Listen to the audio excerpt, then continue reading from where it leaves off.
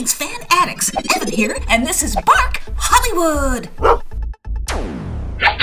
now, we've all been pummeled up the wazoo with endless commentaries on who will or who won't win the Oscar Gold. Well, forget all that chatter. Your Bark Hollywood team is here with who should win the top awards. Paws down. Treat, let her rip.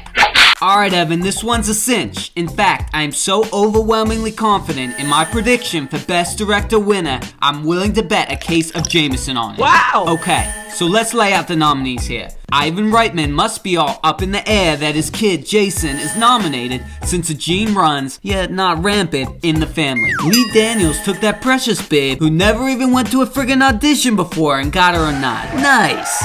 And Tarantino, that inglorious bastard, he blew my friggin' head off with Brad Pitt spewing out sarcastic quips while scalping Nazis.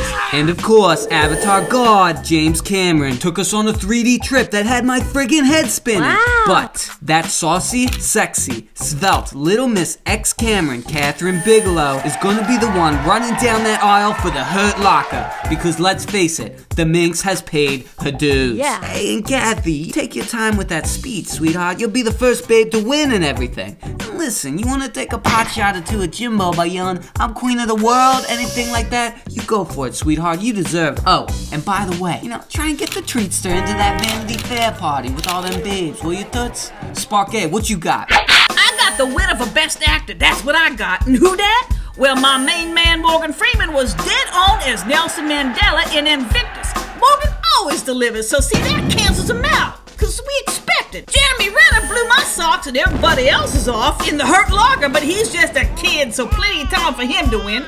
Gorgeous up in the air George delivered a smart and sassy performance as always, and Colin Firth just broke my heart, the single man. He needed a roll in the hay with me, that would have jump-started his world, but the winner? That's gonna be Crazy Heart's Jeff Bridges. And why? Cause the dude played a drunk and had to confront Quentin DeSauce in that movie. That's not easy. Although I did see him sipping a Chardonnay the other day in Tinseltown at that watering hole Musso and Frank's. So he's just nervous. One day at a time, Zen Cowboy. Just give Hollywood's Golden Boy Bridges the damn award. Okay, right. As for Best Actress, here's DT with the 411.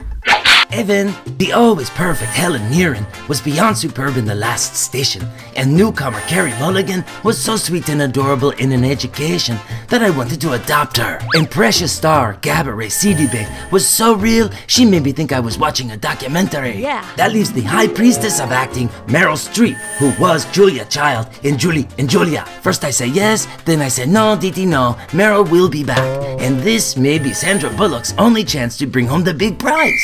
And she is so nice ever since she was the bus driver in Speed. So think Homecoming Queen and give the prize to that gal next door who I love, Miss Sandra Bullock. Evan? Interesting philosophy, Deet. Okay, yours truly here with Best Picture. Up and Up in the Air cancel themselves out because they both have up in the title and, well, it's just plain confusing. What? The Coen brothers, A Serious Man, made me want to slit my wrist. Thank God I had a hot date that night. District 9 was kind of the Hurt Locker with shellfish people. Plus, I went for Chinese after and couldn't even consider ordering the prawns, so that's a wash.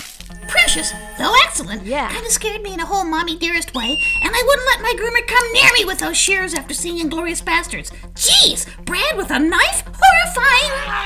Sandra Bullock's The Blind Side was crowd-pleasing, money-making, tear-jerking, pack 'em in and sell that popcorn, feel-good movie of the year. And The Hurt Locker, Katherine Bigelow's riveting and claustrophobic masterpiece, pierced our numb souls with the realization that war can be a drug. But it was the fab Sigourney Weaver and the world of Pandora that quenched our technical thirsts and won the hearts of dreamers who imagine a better world for mankind, and now King of the Universe, James Cameron's Avatar. Bark Hollywood's pick for Best Picture of the Year. For crying out loud, it made more money than our country's national debt. And why not support those 3D movies so Hollywood can keep getting folks out of the house and into the theaters? What do you say?